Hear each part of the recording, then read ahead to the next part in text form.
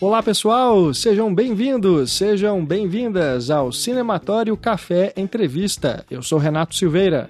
Oi, e eu sou a Kel Gomes. Esta edição do nosso podcast traz um bate-papo com a atriz e cineasta Jean Sganzerla. Ela que está lançando seu primeiro longa-metragem na direção, Mulher Oceano. Mulher Oceano ganhou o prêmio de melhor filme no Porto Femme, festival realizado na cidade do Porto, em Portugal, e que é dedicado ao cinema feito por mulheres. O longa também foi exibido na Mostra de São Paulo, no CinePE, entre outros festivais internacionais. Filha dos também cineastas Helena Inês e Rogério Sganzerla, a Jean interpreta em Mulher Oceano as duas protagonistas, Hannah e Ana, ambas ligadas pelo mar. A primeira é escritora, acaba de se mudar para Tóquio e enfrenta um bloqueio criativo. A outra é funcionária de um banco de investimentos e praticante de travessia oceânica no Rio de Janeiro, onde se prepara para atravessar a nado 35 quilômetros do Leme ao Pontal da Barra. São mulheres que estão em busca da sua verdadeira essência em um filme feminino que trata das sutilezas da alma e da essência do ser. Pois é, a Jean está estreando como diretora, mas é uma atriz experiente e também neste filme é roteirista, ao lado de Vanna Medeiros. E no elenco ela contracena com Kentaro Suyama, Estênio Garcia, Lucélia Santos, Gustavo Falcão, entre outros atores. Ouça agora a nossa entrevista com a Jean Sganzerla e saiba mais sobre os bastidores da criação de Mulher Oceano. Jean, muito obrigado pela presença aqui no nosso programa, parabéns pelo filme, vai ser um prazer conversar com você sobre Mulher Oceano. Olá, prazer todo meu estar aqui conversando com vocês e com os nossos ouvintes sobre o meu filme. Legal. Olha só, Jean, vendo o seu filme, eu me lembrei de algo que eu li quando eu estudei filosofia na universidade, porque os pensadores da Grécia Antiga muitas vezes atribuem a busca por nós sabermos quem nós somos, né, a relação do ser humano com o oceano, né, as viagens, a vontade de desbravar o mundo, seria isso também uma busca constante pelo autoconhecimento. A sua ideia de fazer Mulher Oceano parte disso de alguma forma e o que mais motivou você a contar essa história? Interessante você fazer essa digamos, quase justaposição, né, do mar e desse autoconhecimento. E eu acho que eles realmente caminham juntos. Mas o processo deve ter sido um pouco intuitivo da minha parte, assim. Eu queria muito dirigir e escrever esse roteiro junto com a Vanna Medeiros. Acho que o start inicial foi isso, essa vontade minha de me expressar na sua plenitude na direção, que é algo para mim era muito importante e é muito importante. Eu adoro atuar, mas queria seguir para esse novo desafio. E para mim eram três temas centrais muito importantes: a criação, que é esse processo também de vida e morte, né? Porque a criação lida com isso o tempo todo, né? No caso, eu trago o universo de uma escritora que está nesse limiar, né? O autoconhecimento, que talvez seja o alimento principal de um artista, e ela ali, sem dúvida, lida com isso o tempo todo. Ela está refletindo a vida dela e ao mesmo tempo está refletindo a criação dela, né, que ela está com bloqueio criativo. Então, sem dúvida, essa reflexão sobre nós mesmos, para onde vamos, o que estamos fazendo de nossas vidas, do meu papel no mundo, né, traduzindo de uma forma muito simples, né, porque não é tão simples assim, é muito mais sutil e mais, né, delicado. Delicado no sentido de ser, né, é mais úmido, não é só tão, né, cru, como eu estou falando aqui, né? E tinha muita vontade de trazer o mar, esse universo do mar. O mar, para mim, eu me considero uma mulher oceano. Eu sinto que o mar habita dentro de mim. Eu sou uma mulher que sonho com o mar constantemente. Eu me vejo dentro do mar. Não sei nem explicar, mas eu acho que, às vezes, me vejo muito emocionada quando eu vejo uma imagem do Magritte que ele pintou de uma mulher peixe, que é, na verdade, o oposto da sereia. A cabeça de peixe e os pés e a parte genital de uma mulher. Então, é um ser que pertence à água, né? E não tanto à terra. Interessante. Então, é um barato isso, né? Uma imagem muito forte. E aí eu me vejo nessa situação, essa profunda ligação com o mar. E aí eu tenho que trazer isso para o meu primeiro longa-metragem. Como é que eu não ia trazer esse universo que para mim é tão, tão precioso, tão pessoal? E o mar significa para mim a criação, o universo, né?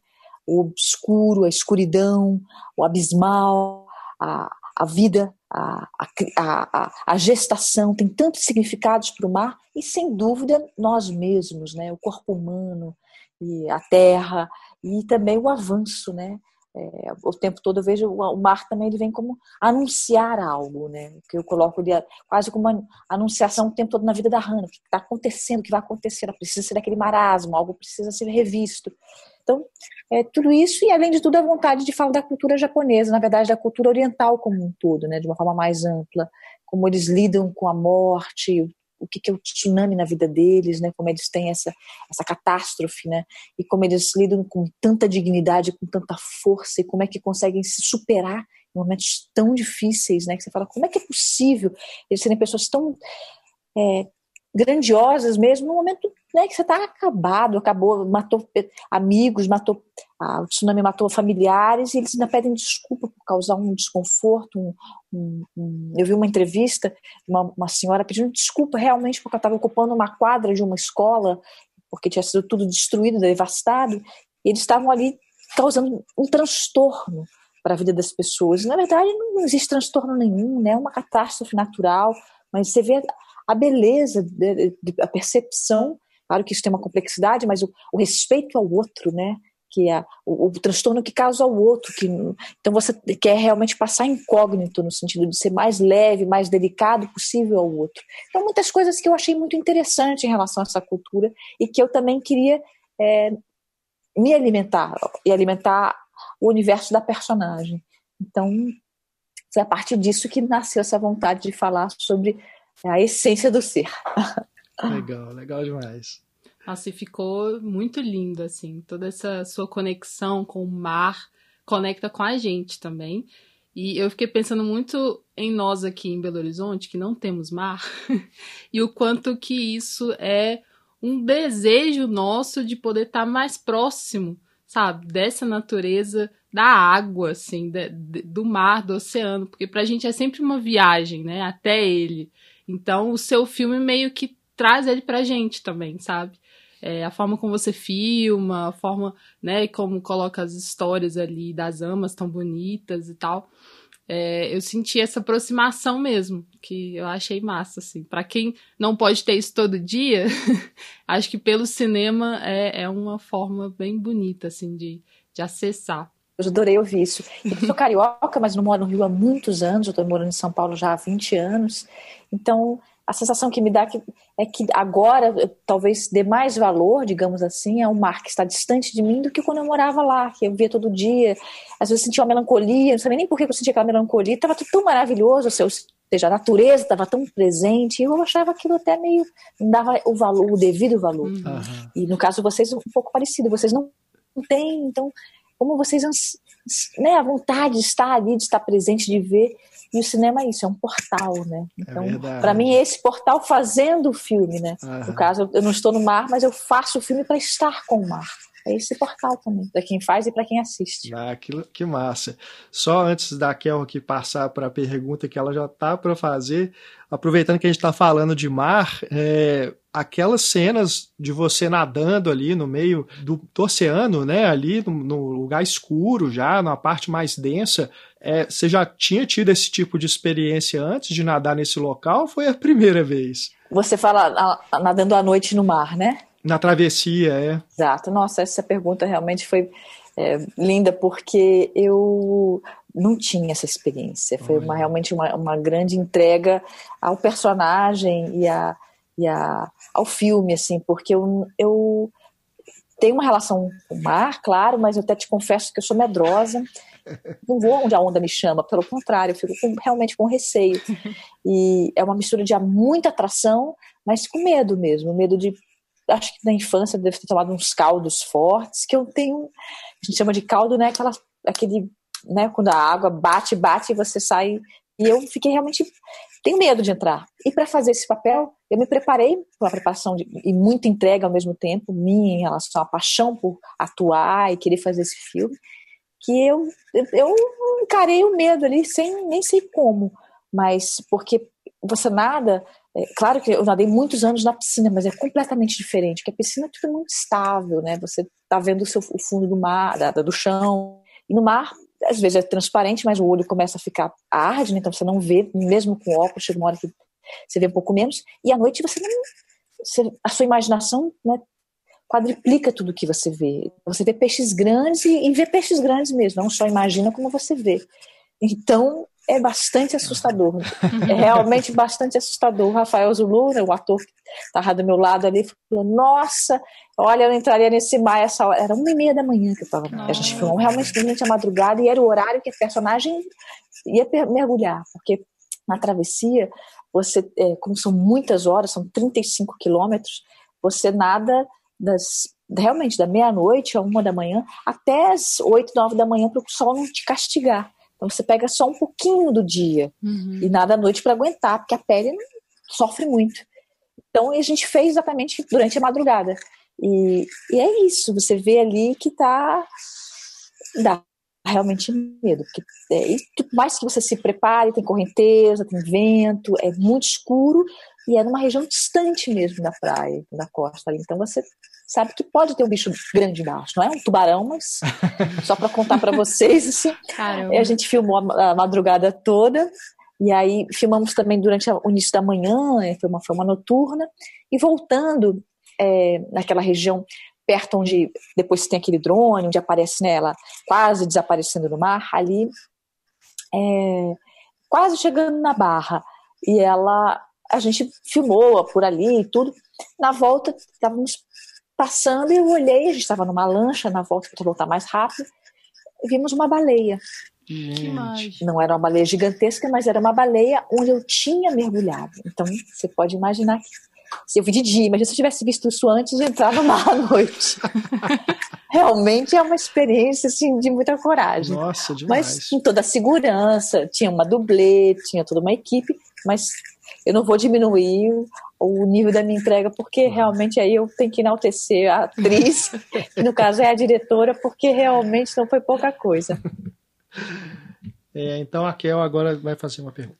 Que você estava até comentando, né, sobre essa sua entrega como atriz, essa sua entrega na direção, e como que foi se organizar entre tantas funções, entre tantas posições, porque você também fez, né, você também fez a escrita, co-roteirista, você também fez a produção lá no Japão, e como é que foi isso, assim?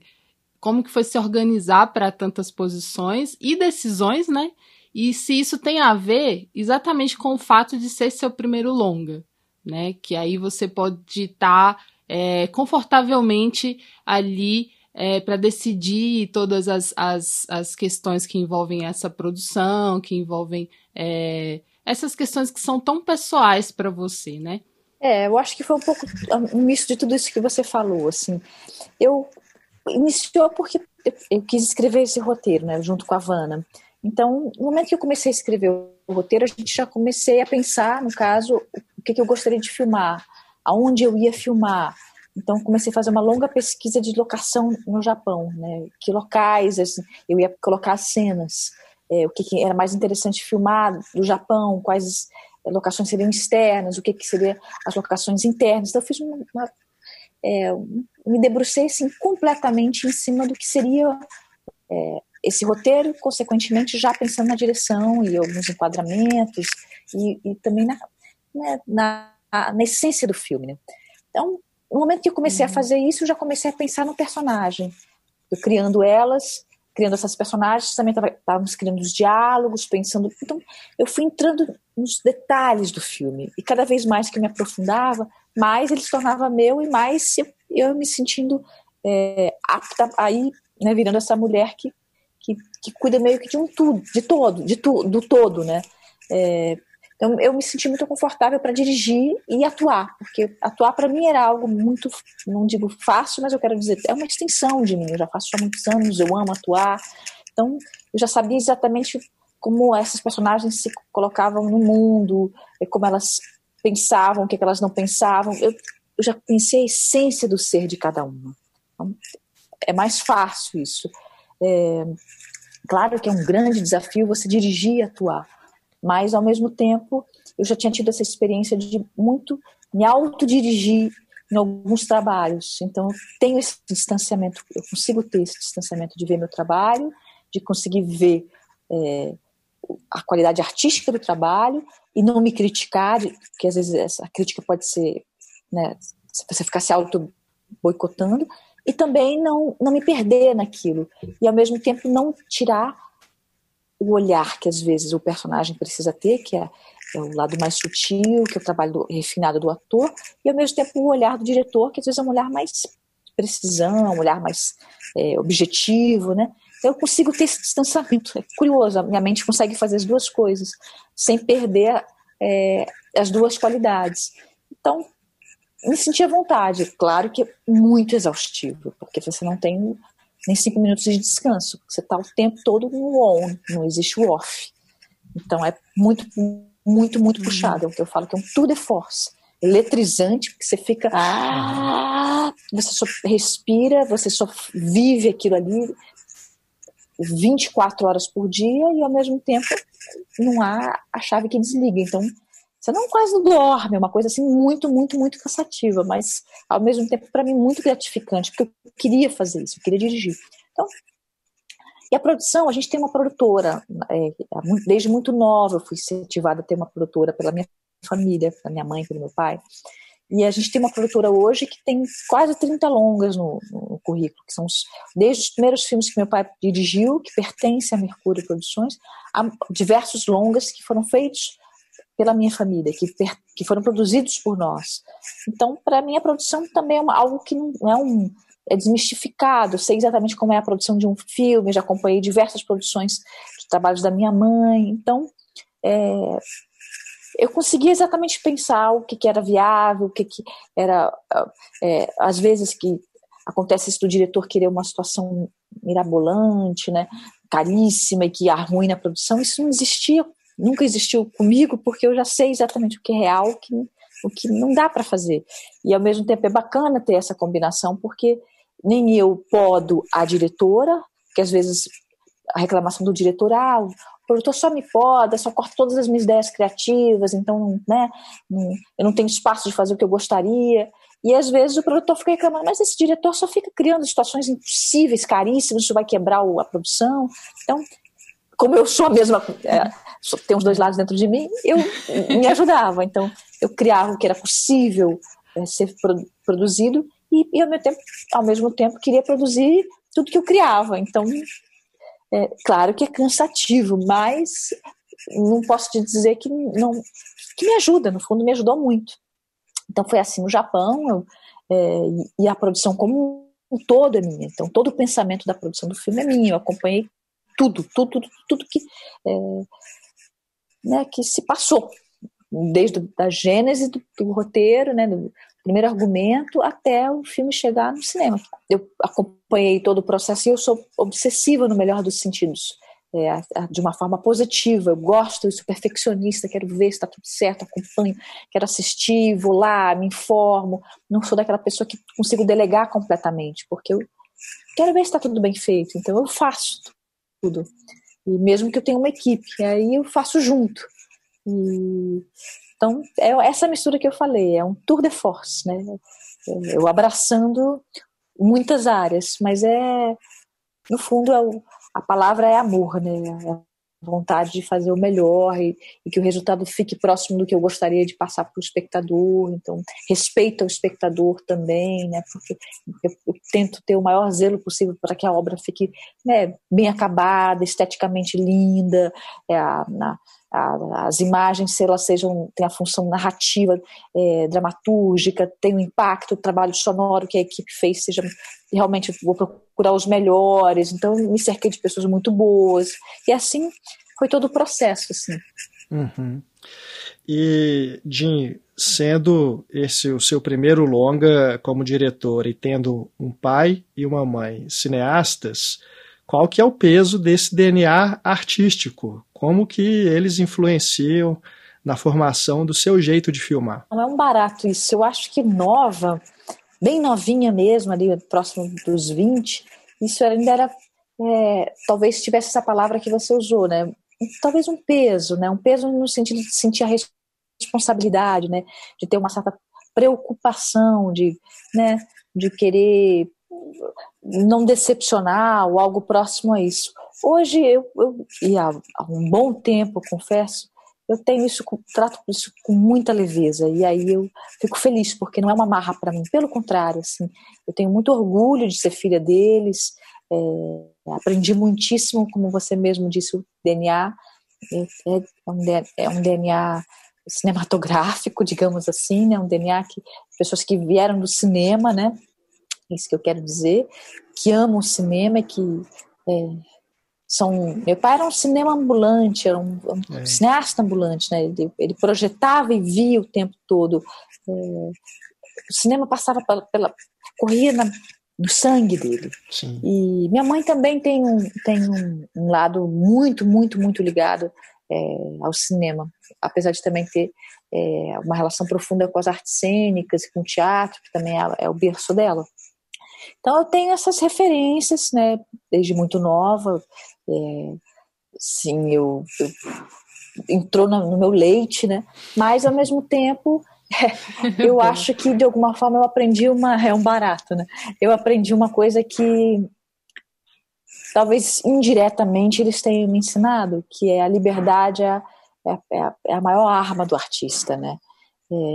Então essa liberdade eu também uso dessa forma para ser quem eu sou, expressar as minhas necessidades, expressar o meu temperamento, expressar o que as minhas vontades, os meus anseios, os temas que para mim são importantes e que são diferentes do deles, né? Eu tenho um temperamento muito diferente, então e o que eu acho que é isso que é mais bacana, porque eu vou para o caminho do pessoal, vou para o caminho do que né, do meu coração, que pode talvez tocar o seu, o dela e do outro, porque eu vou por um caminho, né, singular. E aí eu acho que é por aí, assim, eu não preciso seguir o estilo de nenhum dos dois, e acho que nem seguir, para ser bem sincera, eu acho que meu filme é muito diverso em relação à obra do meu pai, em toda a modéstia, né, e da minha mãe, enfim, eles têm um estilo muito particular e que eu acho que eu fui por um caminho muito meu mesmo. E acho que é o caminho das coisas darem certo, quando a gente tenta ser fiel a si mesmo, né? E de uma certa forma até o que eu falo no filme, né? Sim. Essa busca para ser protagonista da minha própria história, né? Sua identidade, né? Exatamente, a minha identidade. E aproveitando que a gente está falando aqui da identidade, eu observei que Hannah e Anna, além de serem nomes parecidos, são também palíndromos, exatamente, né? Que podem ser lidos de trás para frente. E eu acho isso um detalhe assim, muito legal. Então elas têm várias conexões, assim, a começar por essa, e também pela conexão com o mar. E eu acho que uma que é muito bem colocada no filme é como elas se dedicam a um objetivo, né? Mesmo ali passando por atravessamentos, e elas também estão trabalhando, né? Estão criando, estão enfrentando coisas. E nisso, nessa trajetória, elas estão em uma transformação que é muito interna. E aí eu fiquei pensando em você, né, realizando esse trabalho, se isso também te colocou numa espécie de transformação, sabe? Que hoje você se enxerga uma outra Jean, depois de toda essa experiência com o filme. Acho que você foi num ponto chave, eu concordo com você. O filme, de alguma forma, também me transforma. Ter feito essa obra, sem dúvida, interferiu muito nesse processo meu, ainda mais, né, porque eu acho que o artista ele precisa do autoconhecimento, e eu sou uma pessoa que tenho muito essa necessidade, desde muito jovem, mas o filme para mim também serve um pouco como isso, para mim foi quase um pulo do gato, né, porque eu queria muito dirigir, era uma necessidade mesmo de me expressar através da direção, através, né, porque o ator, ele se expressa muitíssimo através dos seus personagens, mas às vezes o filme não necessariamente é o que ele quer falar, né? Ele está ali a serviço de uma obra, e a obra é o diretor que tem esse, né? Pertence ao diretor no cinema. Então, e essa necessidade de me expressar através da direção, eu tinha muitos anos, de falar sobre, né, temas. E aí, quando isso aconteceu, né, e o processo todo, sobretudo porque foi de um envolvimento gigantesco, e eu me debrucei completamente para fazer esse filme, eu fiquei quase 2 anos, tive trabalhos paralelos, fiz vários trabalhos paralelos, mas foi uma loucura, e ao mesmo tempo é como se eu estivesse vivendo 2 vidas, porque eu mergulhei uma tal profundidade, eu fui como as amas, com uma cordinha fininha até o fundo, no lugar a 30 metros de profundidade, sem equipamento, e com risco de ficar por lá, porque também é um tiro, né, é um pulo no abismo quando você vai fazer um filme, e pode dar tudo errado, e pode não comunicar, e pode não sair exatamente como eu gostaria, você pode ter problemas na filmagem, milhões de coisas podem acontecer, né? Então eu me sinto agora como uma ama mesmo, que vai lá embaixo, nas rochas, e tenta pegar o abalone, que é esse molusco tão caro que elas procuram no mar, e que lá é muito valioso, é como se fosse uma lagosta, por exemplo, que vende muito bem, e é isso que elas procuram muito lá. E ele se esconde embaixo das pedras. Então dirigir um pouco isso para mim, foi um pouco isso, e até agora, né, porque a obra está lá e eu também me sinto com essa, né, o artista, ele se coloca vulnerável, ele se entrega para isso. Então, e sem dúvida que foi um processo transformador. E continua sendo, né, porque desde o momento que eu me predispus a criar, eu me coloco nesse estado e nesse local. E quase sempre uma criação me transforma. Quase sempre. Eu acho que quando não ocorre isso, é porque alguma coisa não está no caminho certo. Desde atuando mesmo, e ainda mais numa dimensão como essa, que eu assinei praticamente todas as funções do filme, assim, no sentido amplo, né? Então, sem dúvida que foi muito transformador para mim. Ai, que massa. E você falou sobre autoria, né, no cinema, e a gente está falando disso aqui, autoria de mulheres, principalmente. Assistindo a Mulher Oceano, eu me lembrei muito de Encontros e Desencontros, da Sofia Coppola, porque são filmes que dialogam, além de ser muito perceptível, como você e a Sofia imprimem muita sensibilidade e essa introspecção na própria forma do filme. E aí eu queria saber de você quais as diretoras e diretores também que te inspiram e são referências para você. Eu acho que os diretores que me inspiram hoje, curiosamente, eles estão na Ásia. É curioso, porque eu não sei. Acho que é talvez a forma de filmar, os temas que eles elegem. Mas, por exemplo, eu tenho não digo um encantamento, mas adoro, um encantamento pelo trabalho e alguns mais do que outros filmes, da Naomi Kawase, que é uma diretora japonesa, e muito porque ela filma, eu acho, lindamente a natureza. E isso é o que me encanta tanto, a forma dela filmar. A natureza, você sente a pulsação da natureza, você sente o vento batendo ali, você sente o cheiro das folhas, você sente o tempo da folha caindo, quando cai de uma árvore e vai no chão, você sente o cheiro da chuva na grama. Então ela dilata o tempo, e isso é muito do cinema oriental, é mais raro, eu acho, pelo menos no Brasil você vê muito pouco, e no cinema europeu às vezes o cinema francês é mais mental, são caminhos, né? E eu acho que na Ásia, não sei se por que disso, mas eu encontro essa relação muito particular, eu vou falar de outros cineastas, em relação à natureza.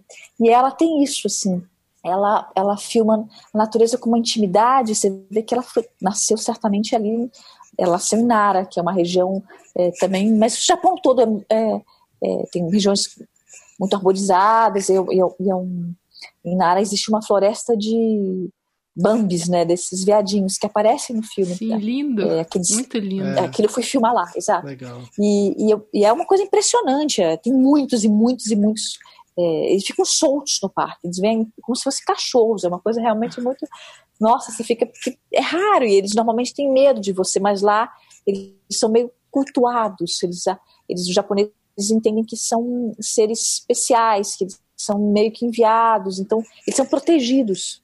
Eles não têm medo de você, eles chegam, te chamam, vêm te lamber, é uma coisa muito impressionante. Então, talvez seja um dos motivos que ela tenha uma relação muito íntima com a natureza. Tenha crescido ali. E eu gosto muito do jeito que ela filma bem o mar também. E, por exemplo, um outro cineasta que eu gosto muito, que é a Pitchapong, que também o que fez o Meu Tio Bumi, e ele fala muito de vidas passadas, ele conta não sei se vocês viram, desse cineasta, esse filme que ele conta de um tio que morreu, né? E eu, por incrível que pareça, eu acho fascinante isso. Ele lida com uma naturalidade, ele falando de um tio que morreu, e como se estivesse falando de uma coisa mais, né, normal e comum, né? Então, esse olhar para essas coisas não convencionais e ao mesmo tempo que pertence, entre aspas, uma outra dimensão, de uma forma muito natural, eu acho muito encantador. Eu gosto também do Tsai Ming-liang, que também ele também dilata o tempo, as imagens sempre muito fortes, um cineasta também das imagens, os enquadramentos, tudo muito pensado, das cores. Você vê que minhas referências estão vindo muito, né, de cineastas asiáticos. E claro que tem outros grandes, assim, mas eu confesso que esses, assim, têm sido, para mim, os que alimentam a minha alma, assim. E, por exemplo, adoro o Cassavetes, que é um diretor diretor-ator, e que também tem essa relação muito íntima com a câmera, e que de alguma forma, a câmera é quase uma extensão dele, e você vê essa intimidade, enfim. Sim. Pois é, o filme ele vem de uma premiação, né, no Porto Femme, foi eleito o melhor filme, passou também por outros festivais, aqui no Brasil as pessoas puderam ver na Mostra de São Paulo, que foi online, né, mas agora o filme está chegando nas salas que reabriram, né, apesar da gente ainda estar vivendo essa situação de pandemia. Como é que tem sido para você estrear o filme nesse momento? E qual que é a previsão do filme também estar disponível para as pessoas verem no streaming, né? Exatamente. O filme participou, como você falou, ganhou esse prêmio em Portugal, e participou de um festival na Itália também, estreou nos Estados Unidos em setembro, fez uma carreira aqui na Mostra de São Paulo. A gente tem recebido ótimas críticas, tem sido lindo de acompanhar isso e ver as leituras que os críticos têm feito do filme. Eu acho que estar no cinema hoje é um ato de resistência, assim, sobre tudo isso, porque é um momento que a gente não sabe o que vai acontecer, né? Sim. É um momento muito do entre, né? O que vai acontecer não sabemos realmente o que vai acontecer, por tudo. Por uma questão da pandemia e também a resistência em relação a esse momento que a gente está vivendo no Brasil, né? Que a cultura é a última opção, né? A gente está tendo... Pois é. Nenhum subsídio, não temos nenhum suporte, não temos um edital de lançamento no momento, é muito difícil, né? Ao mesmo tempo, eu fico muito orgulhosa de conseguir, numa produção independente, que a gente diria, os termos pequena no sentido financeiro, é um filme pequeno, né? É uma produção pequena, mas eu acho que na tela você vê uma obra com todo capricho, uma obra grandiosa no sentido de ter sido filmada no Japão e ao mesmo tempo no Rio, com 2 locações em 2 países, com um acabamento maravilhoso. Então, eu acho que as pessoas que puderem ir ao cinema, elas vão se presentear, porque o cinema, por incrível que pareça, é um dos lugares mais seguros, e eu acho que não sei se isso é tão divulgado, porque é mais seguro que supermercado, é mais seguro que avião, eles têm um protocolo muito forte que eles têm que seguir, então é um lugar seguro, tem poucas pessoas, estão todas de máscara, e sobre Mulher Oceano, claro que tem outros excelentes filmes, enfim, sendo lançados também e que estão em cartaz, mas A Mulher Oceano foi feito para ser visto numa tela de cinema, não posso mentir para o espectador. Claro que que bom que os tempos atuais a gente consegue ver no streaming, e tem pessoas que têm televisões maravilhosas, com equipamento bom, sonoro, então aí estão realmente numa posição à frente, privilegiada. Mas para assistir no computador é uma pena porque, né, o computador, por melhor que seja, ele tem, né, uma parte sonora um pouco mais restrita, enfim, que também é uma experiência que faz parte do momento atual. Tem gente assistindo no celular e não quer dizer que vai ser ruim a sessão, a experiência, mas é óbvio que se você está numa tela grande, com um som maravilhoso, é uma experiência física, digamos assim, marcante.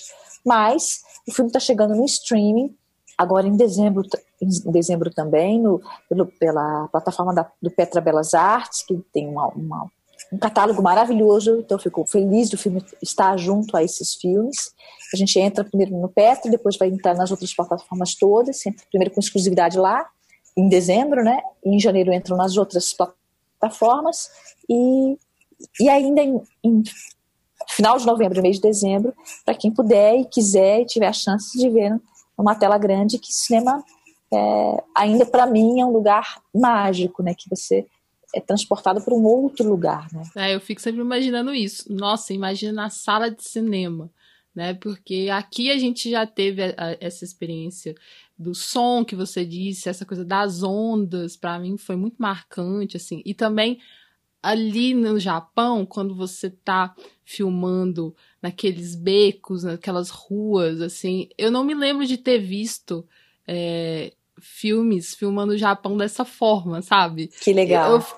É como se eu estivesse conhecendo um outro lado do Japão, assim. Que barato. E aí, exato, é por isso que pra mim ficou muito marcado, assim, como que o seu filme é mesmo esse portal que você falou. Uhum. E é isso, é ver no cinema, porque o cinema realmente, ele é esse lugar de imersão, né? Eu acho que o que eu sinto que às vezes dá pra fazer em casa, e aí fica uma dica pra quem tem que ver no computador, por exemplo, não tem um telão como a gente, é o fone de ouvido. O fone de ouvido, ele potencializa essa questão do som, porque você tá bem focada, né, na imersão do som, e isso te faz ficar completamente dentro do filme também. Muito boa dica. Junto com a imagem. Então fica a dica para quem for ver no computador, né? Use o fone. E aí, para finalizar, Jim, a gente queria saber, se você puder nos adiantar, quais que são os seus projetos futuros, o que você está planejando a partir de agora? Então, eu tenho uma ideia de filmar na Bahia, é o nosso próximo desejo, assim, meu particularmente, devo escrever junto com a Vanna, e a gente vai começar a desenvolver esse roteiro. Realmente, enquanto o Mulher Oceano estava sendo finalizado, né, esses últimos meses, eu estava grávida. E nasceu minha filhinha, estou com uma filhota de 4 meses. Então, gente, pititica! 2 filhos ao mesmo tempo. Uma menina chamada Luna e Mulher Oceano. Então, eu me divido agora entre ela e o filme. É um barato, assim. Muito bom. Eu estou nesse momento amamentando, vivendo essa experiência que está sendo muito prazerosa. E aí, ela crescendo um pouquinho, eu vou me debruçar para esse novo roteiro. Então, esse é um dos meus próximos projetos. E, ao mesmo tempo, tem vários projetos em teatro, que é uma paixão minha também. E aí sou eu como atriz, porque dirigir, por enquanto, eu só tenho vontade de dirigir no cinema.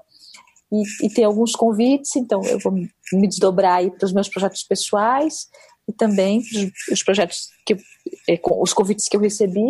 Também recebi um convite para dirigir um início, um namoro, um projeto em Portugal, que a gente está vendo se vai ser o momento certo, em 2021. Então, é um momento de escolhas e começar de novo a plantar. Legal. Mas é mais ou menos isso. Joia. Muito bom. É sua primeira filha? Minha primeira filha, aos 43, olha que delícia. Primeira filha, primeiro longa, que legal, que experiência, hein? E veio tudo bem junto, assim, eu falei, gente, que delícia.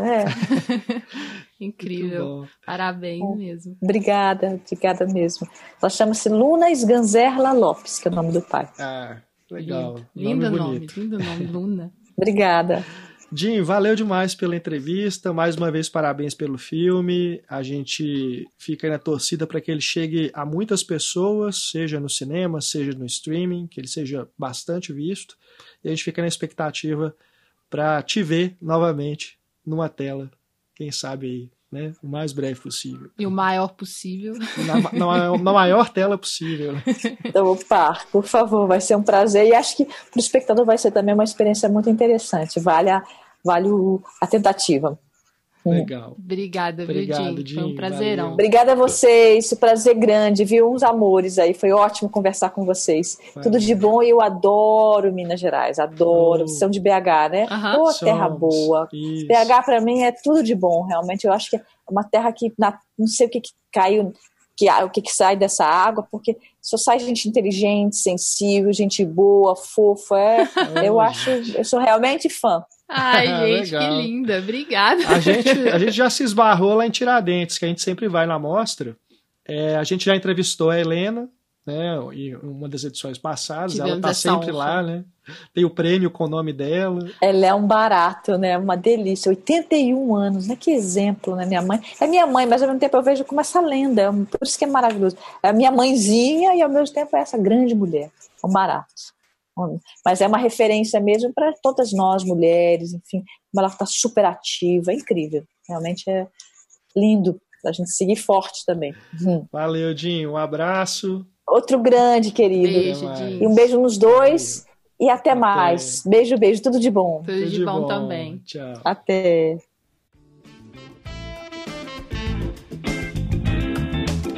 Esta foi Jean Sganzerla, atriz, diretora e co-roteirista de Mulher Oceano. Esperamos que você tenha gostado deste podcast e fica aqui o convite para ouvir mais episódios assinando o nosso feed ou visitando cinematório.com.br. Estamos também nas principais redes sociais, Instagram, Twitter e Facebook. E se quiser mandar um e-mail, é só escrever para contato@cinematório.com.br. Tchau, gente, até a próxima. Um grande abraço, pessoal. Até mais. Tchau.